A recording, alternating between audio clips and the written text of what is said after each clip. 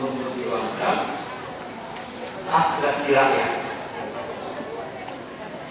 Maka oleh karenanya, Aceh Barat dulu tidak mendatangi itu daerah pemilihan itu. Nah, kan sampai itu Aceh Tenggara kayak lulus 15 kemudian pernah. Karena itu dasar saya adalah yang harus memperjuangkan belum ada kepentingan rakyat. Sejauh yang mampu kita sampaikan, dan mampu kita menyampaikan itu dalam 21M. Mana buku si Rauhai, kenapa? Kalau tidak, ada tidak Jogja, ada tidak. Nah, ada ini, bukan ini. Kalau yang pakang tu ada sekian yang mana-mana, mereka mana ya? So, itu dia itu sebenarnya. Jadi orang tidak sendiri, beberapa hari orang yang punya, aku gagal itu. Itu kan? Maka oleh karenanya, buat sekalian menyebutkan Pak Gubernur, Pak Biji, benda yang mungkin halal dan tidak mengikat. Saya kan pemerintah, kita pengen yang letak buku dari yang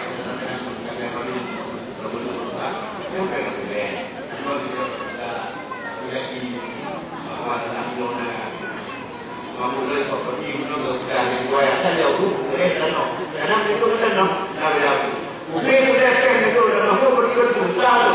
Kalau dah sangat apa tidak ini orang. Ada orang menunggu.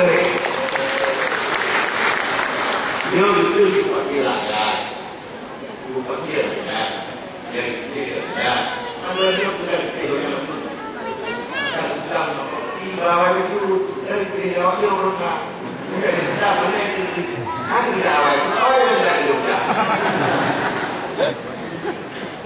Bapak Ibu sekalian, Tuhan akan menjaga fungsional di Departemen Agama. Republik Indonesia menjadi latar belakang pentingnya berdirinya Perguruan Tinggi Agama Islam. Untuk memenuhi kebutuhan tersebut, Fakultas Agama Islam dipisahkan dan ditransformasikan menjadi Perguruan Tinggi Agama Islam Negeri atau PTAGN. Perubahan ini didasarkan kepada peraturan pemerintah nomor 34 tahun 1950. Dalam persidangan disebutkan bahwa PTAGN bertujuan memberikan pengajaran fikih Islam tingkat perguruan tinggi dan menjadi pusat perkembangan serta pendalaman pengetahuan agama Islam. Universitas yang berbasis Islam telah menjadi jendela perkumpulan akademis Islam Indonesia atau Window of Academic Excellence of Islam in Indonesia dan barometer perkembangan pembelajaran penelitian dan kerja-kerja sosial yang diselenggarakan kaum muslimin di Indonesia di berbagai pengetahuan. Pada era globalisasi ini, masyarakat Indonesia ingin mewujudkan perubahan dari semua aspek kehidupan. Pendidikan dibutuhkan untuk menyiapkan anak-anak manusia demi menunjang pelayanan di masa mendatang. Mengingat pendidikan merupakan kebutuhan penting bagi manusia, agama, negara maupun pemerintah, maka pendidikan harus selalu dikembangkan secara sistematis oleh pelaksanaan kebijakan yang berwenang.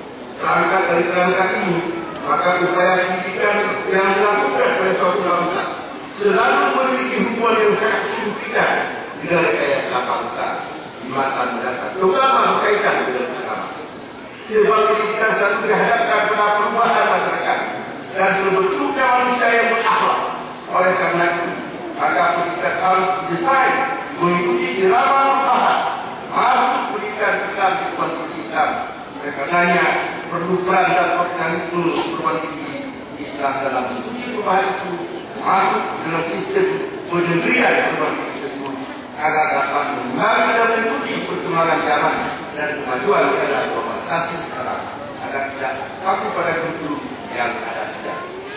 Maka penyesuaian pendidikan merupakan suatu usaha atau proses multidimensional dan yang kompleks dan komprehensif dan tidak hanya bertujuan untuk menyempurnakan kekurangan-kekurangan yang dirasakan, tetapi terutama merupakan suatu usaha penelaahan kembali aspek-aspek pendidikan terutama yang berbasis agama dan teknologi yang berorientasi pada rumusan tujuan yang baru dan selalu berorientasi pada perubahan masyarakat.